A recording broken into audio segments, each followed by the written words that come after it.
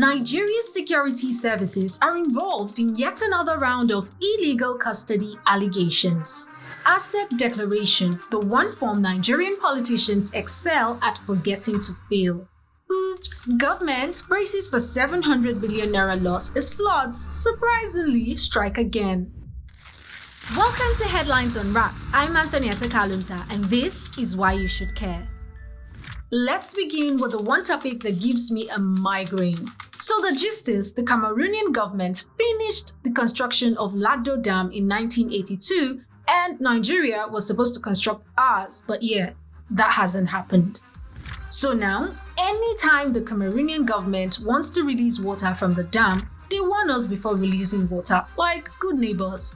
And our government and media start to panic each time, like it's a surprise party. And now the Punch reports that Nigerian farmers may struggle to repay over 700 billion naira Anchor Borrowers Program loan of the Central Bank of Nigeria due to expected losses caused by flooding. You're thinking, that's not my problem. Oh, but it is. And this is why you should care. That money is a loan and someone has to pay. Since the farmers can't pay, our fancy politicians definitely won't pay. Guess who's left holding the bag? You, my friend, are going to pay. Taxes and everything will increase and you will pay. And if you don't pay taxes directly, you pay taxes indirectly through value-added tax, stamp duties, custom duties, you name it. And if somehow you miraculously escape paying for taxes, directly and indirectly, your little champions won't. Moving on now, the Network Against Corruption and Trafficking Foundation has sued the acting governor of the central bank, Folashodun Shonubi, and his deputy, Edward Adamu, before a federal high court in Abuja. Why? Because they allegedly failed to declare their assets to the Code of Conduct Bureau, the CCB.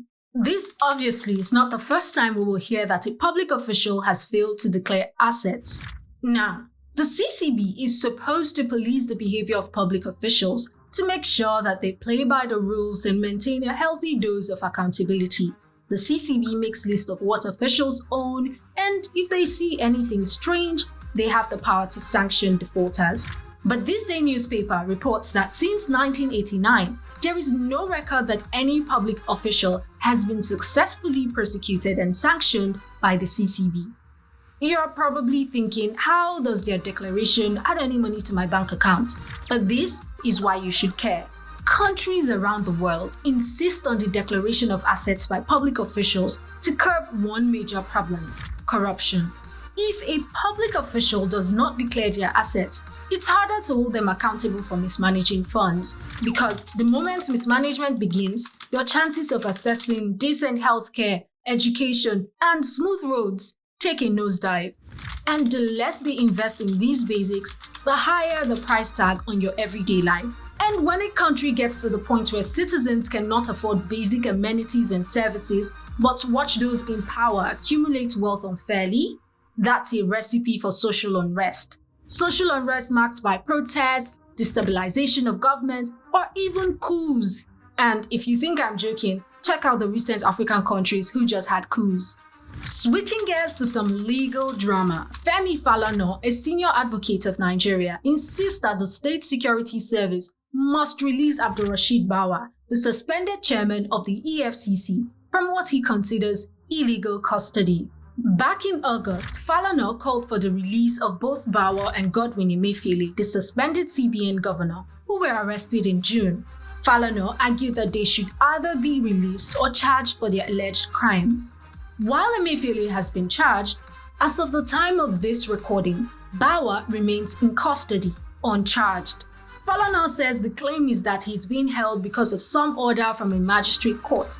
But the thing is, no magistrate has the authority, according to our laws, to detain a suspect for over 56 days without trial.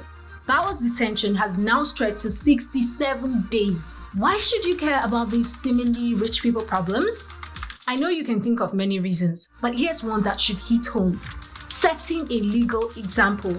If we don't challenge and fix these issues now, they become the standard. This means more power abuse down the line.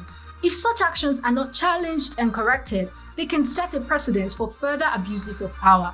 future governments may feel emboldened to engage in similar behavior, leading to a cycle of illegal detentions. And if highly placed people can go through this level of abuse, don't you want to know what will happen when it's you or me?